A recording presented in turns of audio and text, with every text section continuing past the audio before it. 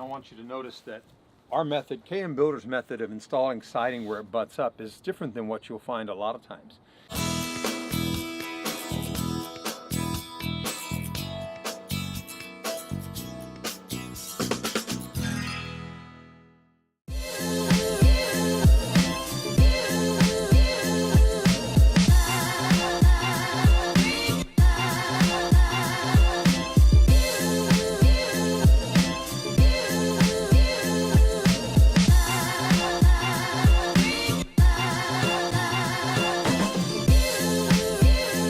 So the last time we were here, it was just putting the form boards up for the foundation.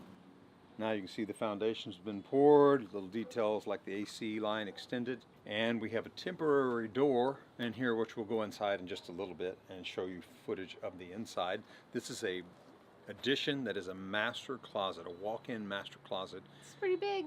It's pretty nice, and that's what you can do when you stay in your home and you decide that you don't want to waste the money on real estate agents to buy another home. Just use that money to get a little project like this, a pet project for maybe for mama or a man cave. Now on site you can see that we really are big on trying to keep it all clean. Hopefully you'll be able to take a look and see how neatly we've stacked some of the materials. We do that so that it's safe for you, the client, and so that our materials don't get away from us or trip us up or get damaged while they're being stored. Keeping things on stickers, we call these board stickers, and make sure that we can either use them on the project, and in this case there will be some leftovers. We'll be taking them either back to the lumber company, we'll be picking them up, or we'll be delivering them, or we will actually use them on another project. So we sometimes bring some materials from one job to the other, keep it conservative and not to waste anything. Wouldn't hurt to point out some of the details that occur on a really good installation. First of all, you see it's blind nailed. All the hardy plank siding is blind nailed. You see how it butts into the trim boards, which allows for a nice caulk joint, and that allows for movement, expansion, and contraction. Beneath this, though, it's completely waterproof. We're using hot dip galvanized fasteners in the fiber cement. Occasionally you'll find a nail in the surface to keep these down, but you hardly won't find them at all.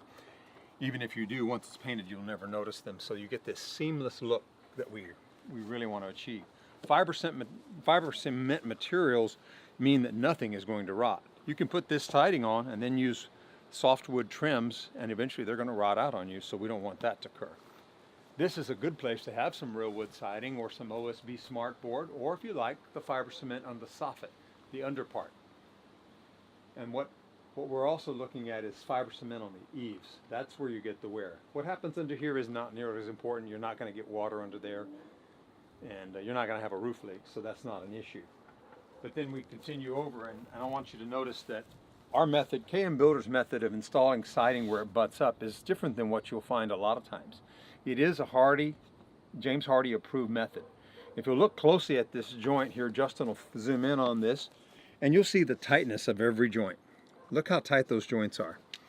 And you notice there's no caulk in them. If we put caulk in these joints, because of the excessive movement back and forth, they will eventually crack. Any type of caulking will eventually fail there because they move a little bit too much. But if you butt them tight, you don't need caulk in them, and they paint up beautifully. But that means that theoretically small amounts of water could get in that joint. So what have we done? We've created a waterproof shim that goes behind every joint. And I don't have this in construction. I was hoping to catch it before construction, before it was completed, so you could see one of them. But if you look carefully under here, you can see, I'll pull out my Leatherman, and you can actually see a little bit of that shim that's put in there. Right in here you can see the waterproof shim that falls behind every joint. Now that'll be invisible once it's all painted and caulked, but you get the idea that nothing can come between here without it dripping onto that shim and then shedding water and that shingling effect that we want to achieve. But look how beautiful those joints are whenever they don't have to be gapped for the caulk. That is the other method that can be done, but either way you're supposed to use a shim.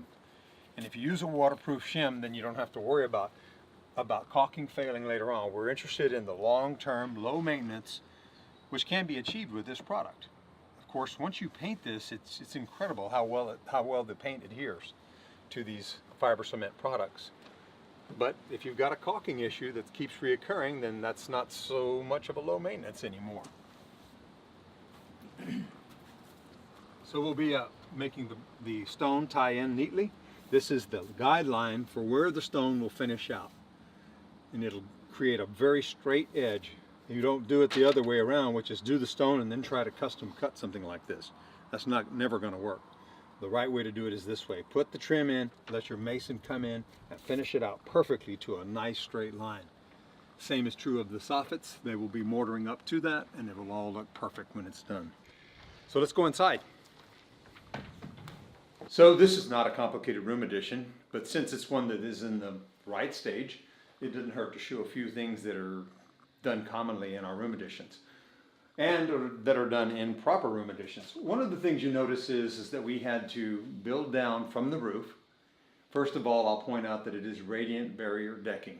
That means it's getting a lot of reflectance and the radiant heat is being pushed back to the roof. This is the best product you can install to keep heat out of your attic. Now, you notice the rafters were small at the top, and those are 2x6s. But then we brought it back down, we framed it back down, and that is to get and meet the energy codes and then what's needed to keep a room like this cool. You need a thicker insulation. Not only do we want a thicker insulation, we want a little room at the top for airflow so that any heat that's built up in this cavity will exit through ridge venting. Another thing that you notice is there's blocking along the wall where this ceiling was furred down. That is because we cannot have an air channel from the wall to the ceiling to the attic. There can be no transfer of air in those places because it could allow for fire to travel from the wall to the ceiling or vice versa. You want to close off all cavities so that fire is suffocated quickly. If anything were to start in a wall, it will not get the benefit of having air chambers all the way through the attic. And that's how fire spread through attics. So this is completely blocked off. Normally it's done at the plate level, but because we furred it down, we have to do something different. You can see the beautiful workmanship and the tight cuts and so forth that we do, and that's just standard procedure with everything we do. Another thing I'd like to point out in this room addition is you'll notice that a door is framed in here. This door is on an existing wall that was previously an exterior wall. Of course, it has to have stone, and we've taken that out as well. This door opening is only framed, although it does need to have a door in it. We haven't done so yet. And it's in our wishes to minimize how much interference and interruption in a person's life our processes will actually take. So we haven't entered into the room space yet because we were able to do all this work without getting in there and creating a situation where they can't use that room. Of course, when we do open up this room, we'll cut out this sheetrock now, and we will put a dust barrier in there so that it does not affect any other area except right where we need to work and finish out this side of the wall. Depending on how much work we have to do in a project like this, it can really limit how long we're going to be in your home. We do most of this, we'll sheetrock this, insulate it, it's still going to work, we'll be doing that, and we're going to leave this closed off so that it cannot be interfering with their use of their master bedroom. But eventually we'll open that up. But that'll be after all this is finished out and after we've got nearly 100% of the work done. The door that we walked in from the outside, you may be thinking, why would you want an exterior door on a room addition that's a walk-in closet? Well, the answer is that's only temporary. So we've done the siding on the other two sides and we have not done the stonework yet because this door will eventually be replaced. It'll be one of the last things we do. We will pull this door, insulate that little area, sheetrock it, and patch that in, tape and float that and texture it, and then finish our painting and our showing that we have to do in here. And then, and only then, will we commence with the stonework that needs to be done on the outside. So that delays the outside completion a little bit, but we still have work on the inside. So as far as the homeowner goes, you're not going to notice a difference in the overall time schedule. But what you will appreciate is that we weren't coming through your home for the entire project while we had to work on this. We get to use this door and keep your home free of all traffic until maybe the very last phase of the project. So this is just a little example of what we do on very small scales and very large scales to accommodate and give the best customer service to our clients for KM Builders.